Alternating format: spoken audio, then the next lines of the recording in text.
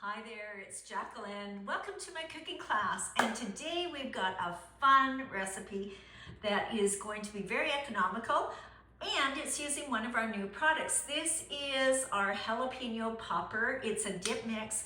The recipe is on the jar to actually make jalapeno poppers yourself, where you can control the heat. But today we're going to make it into a meal. And what we're going to do is we're going to add this flavor to something that's a little bland. This would be great on spaghetti squash. So let's talk a little bit about how I've got this prepared. So this is our multi-purpose steamer. It's of course a really large capacity. And what I've done is I've cut my spaghetti squash in half, and I've taken a spoon and removed the seeds. Now, once you've got it in your multi-purpose steamer, you're going to put a lid on it, making sure that the vents are away from the handle, and we're throwing this in the microwave for about 10 to 14 minutes, depending on how big your spaghetti squash is and how strong your microwave is. Little fun food fact about spaghetti squash: when you purchase spaghetti squash and you're cutting it, it is very, very hard. And as you can see, the flesh is solid.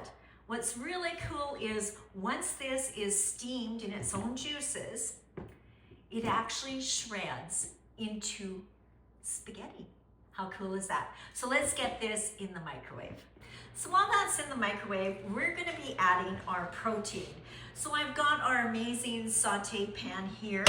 We're putting it on the stove. We're gonna get some heat on it, and we're adding, I don't know, maybe about 2 teaspoons of oil, because we're using ground chicken, ground turkey, ground beef, ground pork, your choice. Something ground, something good, and something that potentially might be on sale, but definitely something that your family is going to love. So we'll let this heat up a bit, and how we're doing this is we're going to be, of course, showcasing our meat separator. I absolutely love this kitchen tool. If you don't have this tool in your kitchen, you really need to think about making the small investment to get it. The reason I love it so much is I usually find that when you buy things like ground beef, pork, chicken, turkey, it ends up just being a clump in your fry pan. And I don't know what you're using right now. I know for myself, I would use forks or knives, which has the potential of ruining my pan. Where this is nylon, it's got nice sharp little edges, and boom, rather than one blade, you've actually got 3. It's also super easy to clean. So let's, now that our heat has got started, let's add our ground meat. And let me show you how slick this is. I'm just realizing that you might not be able to see this that well. So we're just going to chop this up, let it sit for a bit, cook it up.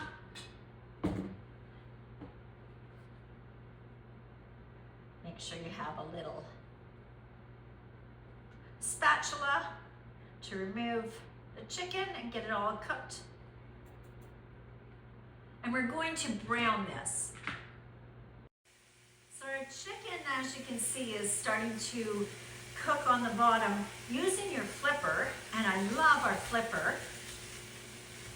We're just going to loosen it off the bottom, get this flipped so we've got the other side cooking, and we're adding our spices to this in a few minutes once it's cooked. Now there is a little bit of heat in our jalapeno, so what you could do, I did not put it on my spaghetti squash like the recipe did recommend, because I know that I have children coming over tonight and I want to make sure it's not too hot. So I'm just going to season the meat this time with the creaminess of cream cheese, a little bit of cheddar, and of course we're always going to top it with things like our better than bacon and green onions. So keep cooking this until it comes to a nice golden brown. Make sure you grab your meat separator and chop out those lumps so that when we put the seasoning pack in, it's flavoring all the meat and not just the outsides of some big chunks. And your flavor will go a lot further. Now, our chicken is nice and cooked. There's no pink to it anymore. It's now time to add our cream cheese, which you can chop up into blocks, and I can totally use my meat separator for this.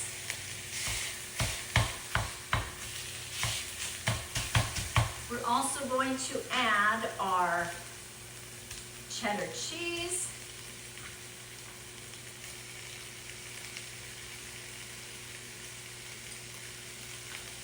And a little bit of water.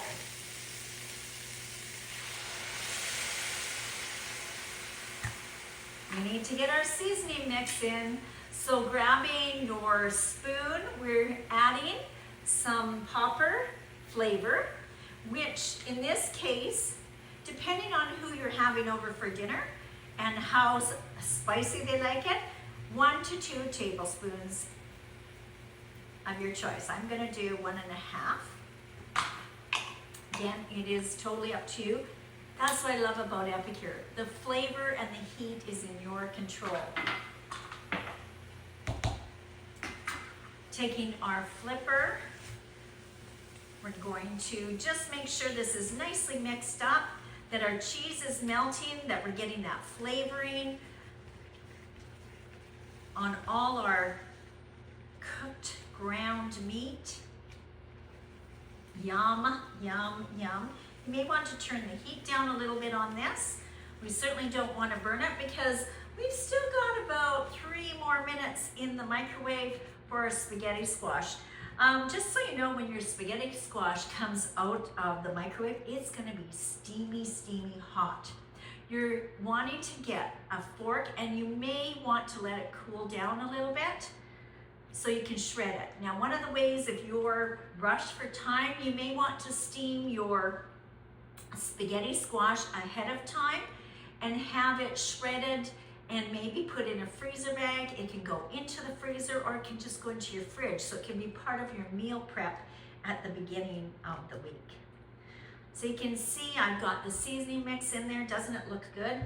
Oh my gosh, I wish I had smell-o-vision. The flavors smell absolutely divine. Our spaghetti squash is done. It is hot. Let me just show you what that looks like. You can probably see the steam releasing. Now, it's really important that you don't burn yourself at this point. So what you're going to do is take your spaghetti squash out. And as I mentioned, I showed you how it was quite solid before. Just take a spoon or a fork. You're going to gently hold this, making sure that you don't go through. But you'll know if your spaghetti squash is cooked because it will just release from the outside shell and make this, well, it certainly looks like spaghetti to me. And we'll add it to our meat mixture that has our cheese, our creamy cheese. Now, if you want to elevate, your presentation, if you're really careful when you're pulling this out, you can actually make this in the saute pan and then restuff your spaghetti. Now, it's a family of 4 that I'm serving, so if I have, 2 of these, I'm not going to have enough. So just to actually serve in the shell. But, it serves like a bowl. Continue getting all your spaghetti out of here. If you find that it's, as I mentioned, it's not shredding well, just pop it back in the microwave for a little bit longer. Again, it steams so fast, so quick. We'll just add this to our skillet.